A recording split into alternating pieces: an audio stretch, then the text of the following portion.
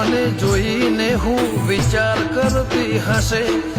માસે મારા માટે કોક હારું ધરતી હશે આતમથી આતમની ગોઠવણી રહી જાય એ આડવાળો હક પણ શેડા ઉદી હેડ્યો જાય આતમથી આતમની ગોઠવણી રહી જાય એ આડવાળો હક પણ શેડા ઉદી હેડ્યો જાય તારા હકમાં ધબકે એવા ધબકારા લખી દે તારા ધર્મના તારા નોમના એ ગહારા લખી દે તારા મારા દાખલા દેવાય એવી કહાની લખી દે